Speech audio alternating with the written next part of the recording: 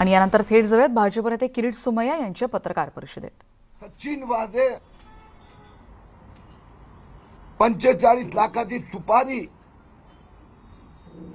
पण मी एनआयला परत पुढच्या आठवड्यात भेटणार आहे। हे दोघे मुख्य किलर असेल, सुपारीबाज असेल, पण त्यांना असं करायला लावणारे अशी परिस्थिती पैदा झाली। याचा पण तपास व्हायला हवा। त्यांचा परिवाराचा आग्रह आहे, याचा तपास व्हायला हवा। कारण की सचिन वाझे आणि प्रदीप शर्मा पोलीस दलात येऊच शकले नसते।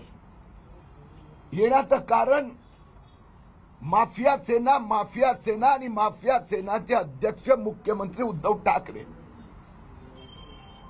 कारण की प्रदीप शर्मा आणि सचिन वाझेंवर तर कोर्टाने ऍक्शन घेतली होती। 2004 चा पूर्वी 15 वर्ष पोलीस दलात त्यांची पुनर्नियुक्ती नाही होऊ शकली।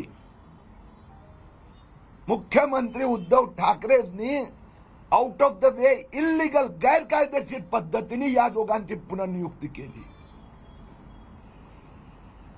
अजूनपर्यंत मुख्यमंत्री उद्धव ठाकरेंनी या परिवाराची माफी मागितली नाही। पण मी एनआयला भेटून आग्रह करणार आहे, ही नियुक्ती झाली त्यातली एक फाईल गायब झाली आहे, त्याचाही तपास व्हायला हवा। नियुक्ती करताना वसुली हाच मुख्य हेतू होता का? मग या कटकारस्थानात नियुक्ती करणारा आणि वसुली करण्याची योजनाचे जे लाभार्थी आहेत, 100 कोटीची वसुली ही काय प्रदीप शर्मा आणि सचिन वाझेच्या बँक अकाउंट मध्ये जाणार नव्हती। किरीट सोमय्या यांची पत्रकार